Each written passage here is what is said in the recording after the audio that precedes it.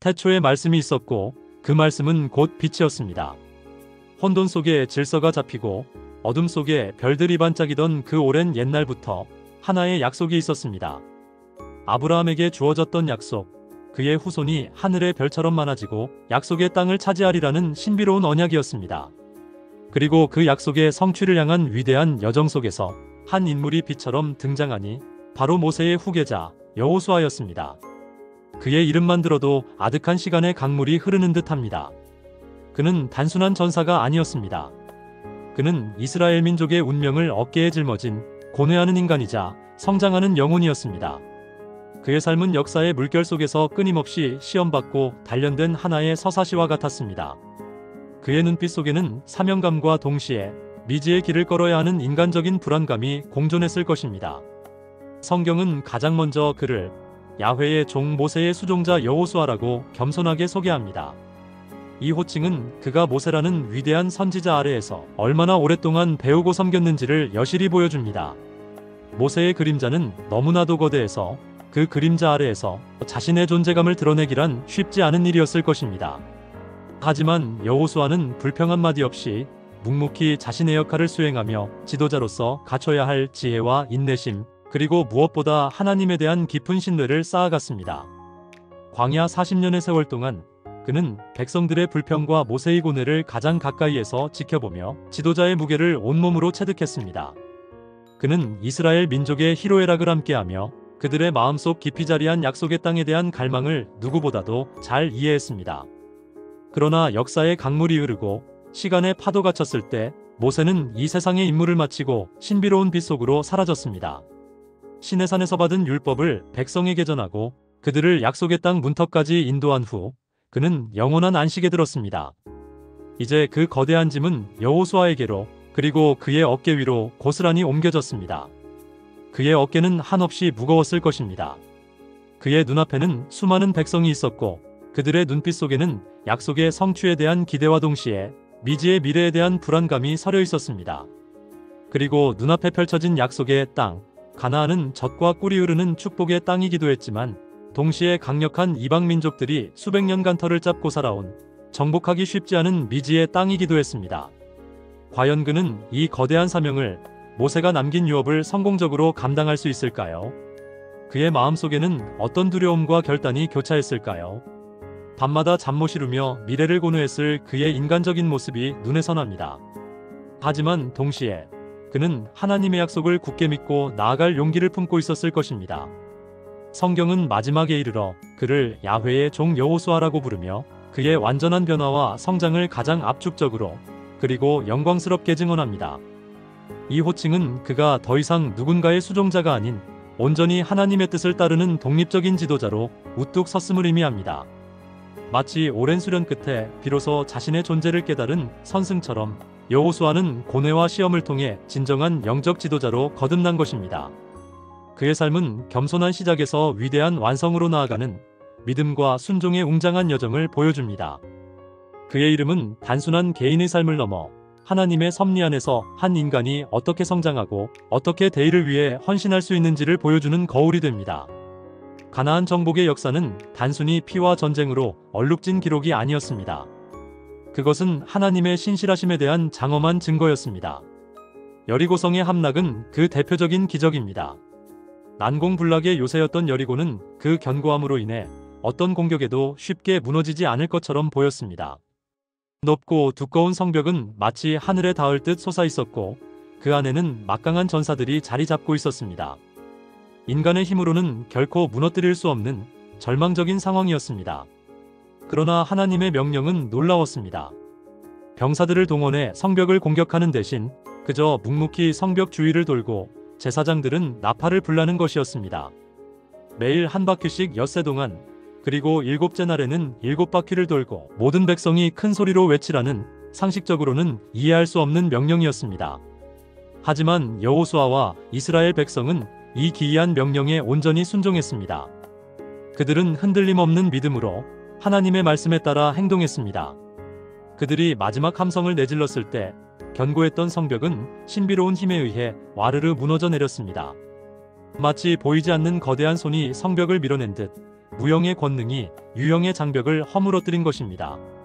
이는 인간의 지혜나 힘으로는 불가능해 보이는 일도 하나님의 말씀에 대한 순종과 흔들리지 않는 믿음이 있다면 기적을 낳을 수 있다는 것을 여실히 보여주는 신비로운 사건이었습니다. 역사의 흐름 속에서 하나님의 섭리가 얼마나 강력하게 작용하는지 그 존재를 분명하게 드러내는 순간이었습니다. 이처럼 여리고성 전투는 단순한 군사적 승리가 아니라 순종과 믿음의 위력을 증명하는 영적 승리였습니다. 이는 가나안 정복의 모든 과정이 인간의 능력이 아닌 하나님의 전능하신 개입으로 이루어졌음을 상징적으로 보여줍니다. 가나안 땅의 거민들은 크고 강했으며 견고한 성읍들에 거주했지만 이스라엘 백성은 하나님의 지시를 따랐을 때마다 놀라운 승리를 경험했습니다. 정복 과정에서 아간의 범죄와 같은 좌절도 있었으나 이는 하나님의 거룩함과 죄에 대한 심판의 엄중함을 보여주는 동시에 백성이 다시금 하나님께로 돌아와 순종했을 때 회복이 가능하다는 교훈을 주었습니다. 이러한 정복은 단순히 영토를 확장하는 행위가 아니었습니다. 성경적 관점에서 볼 때 가나안 족속의 멸망은 민족적 우월성을 나타내는 것이 결코 아니었습니다. 오히려 이는 그들의 죄악, 즉 우상 숭배, 음란, 폭력 등 하나님이 가증히 여기시는 행위들에 대한 하나님의 준엄한 심판을 나타냅니다. 하나님은 오랫동안 그들의 회개를 기다리셨으나 그들이 끝내 돌이키지 않자 공의로운 심판을 집행하신 것입니다. 이스라엘은 이 심판의 도구로 사용되었을 뿐입니다. 이는 하나님께서 의와 공의를 사랑하시며 죄에 대해서는 반드시 심판하신다는 진리를 보여줍니다. 정복 이후 여호수아는 지파별로 가나안 땅을 공정하게 분배했습니다. 이 또한 단순한 행정적인 조치가 아니었습니다. 이는 하나님께서 아브라함에게 약속하셨던 그 땅을 약속의 후손들에게 실제로 주셨음을 상징하는 행위였습니다. 각 지파는 제비뽑기를 통해 자신들의 기업을 받았고 이는 하나님의 주권적인 인도하심을 나타냈습니다. 이로써 이스라엘 백성은 약속의 땅에서 정착하게 되었고 비로소 유목 생활을 청산하고 하나님의 백성으로서 온전한 나라를 세울 기반을 마련했습니다.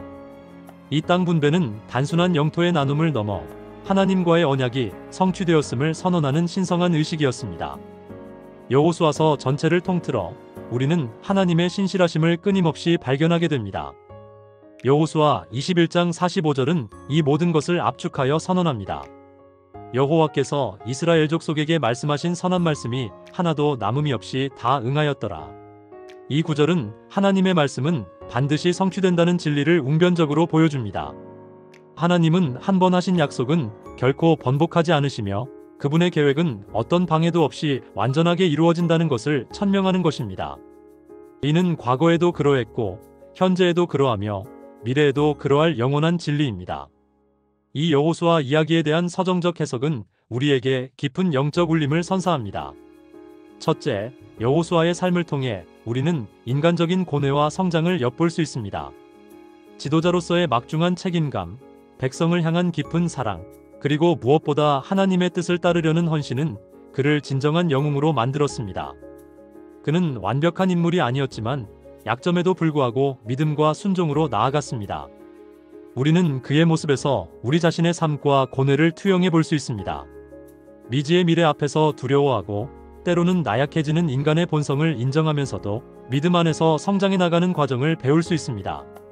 그의 삶은 우리에게도 삶의 고난 속에서 좌절하지 않고 믿음으로 한 걸음씩 나아갈 때 궁극적인 승리를 얻을 수 있음을 가르쳐 줍니다.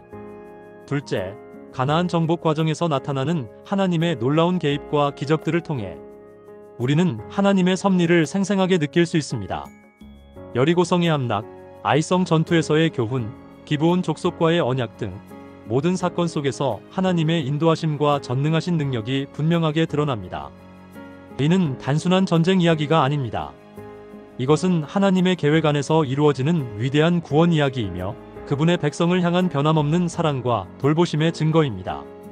우리는 삶의 모든 영역에서 역사하시는 하나님의 손길을 깨달을 수 있습니다. 우리가 계획하고 노력하는 모든 것 위에 계신 하나님의 더 크고 완벽한 계획이 있음을 신뢰하게 됩니다. 셋째, 여호수아와 이스라엘 백성이 하나님의 명령에 순종하고 흔들림 없는 믿음으로 나아갈 때 비로소 승리할 수 있었음을 강조하며 순종과 믿음의 중요성을 우리에게 되새겨줍니다. 그들의 순종은 맹목적인 복종이 아니라 하나님을 향한 깊은 신뢰와 사랑에서 비롯된 것이었습니다. 믿음은 보이지 않는 것을 보는 눈이며 불가능한 것을 가능하게 하는 힘입니다. 이 이야기는 우리에게도 삶의 도전과 역경 속에서 하나님의 말씀에 순종하고 그분을 향한 믿음을 굳건히 지킬 때 비로소 진정한 승리와 평안을 얻을 수 있음을 가르칩니다. 때로는 이해되지 않고 비합리적으로 보이는 명령일지라도 하나님의 지혜를 신뢰하고 순종할 때 그분께서 우리의 길을 열어주실 것이라는 확신을 얻게 됩니다. 마지막으로 가나안 땅은 단순히 물리적인 영토만을 의미하지 않습니다. 이는 하나님께서 약속하신 축복과 영원한 안식을 상징하는 것으로 해석될 수 있습니다. 여호수아서를 통해 우리는 이스라엘 백성이 마침내 약속의 땅에 들어가 안식을 얻었듯이 우리 또한 궁극적으로 하나님 안에서 얻게 될 영원한 안식과 축복을 묵상할 수 있습니다. 이는 우리가 이 세상에서 추구하는 모든 것의 궁극적인 목적이 무엇인지를 다시금 일깨워줍니다.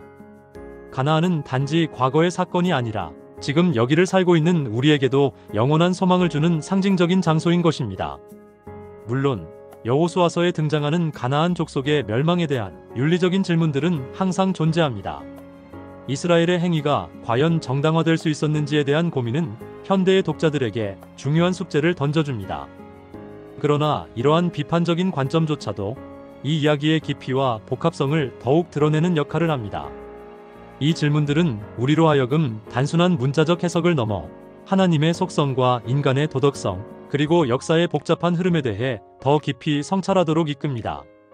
여호수아 이야기는 우리에게 질문을 던집니다. 당신은 지금 어떤 약속의 땅을 향해 나아가고 있는가? 당신의 삶의 여정 속에서 어떤 여리고성이 당신을 가로막고 있는가?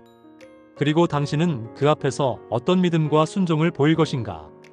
이 이야기는 시대를 초월하여 모든 이들에게 영적인 메시지를 던지는 신비롭고도 장엄한 서사시입니다.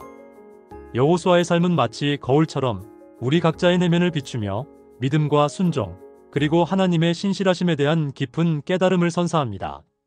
그의 여정은 단순한 과거의 기록이 아니라 오늘날 우리의 삶 속에서 끊임없이 반복되고 있는 영적인 투쟁과 승리에 대한 영원한 교훈으로 남아 있습니다. 이 이야기는 과거의 사건을 넘어 현재와 미래에도 변함없이 유효한 진리를 담고 있으며 우리에게 끊임없이 소망과 용기를 불어넣어 줍니다. 지금까지 에스겔 이야기였습니다. 도움이 되셨다면 구독과 좋아요 눌러주세요.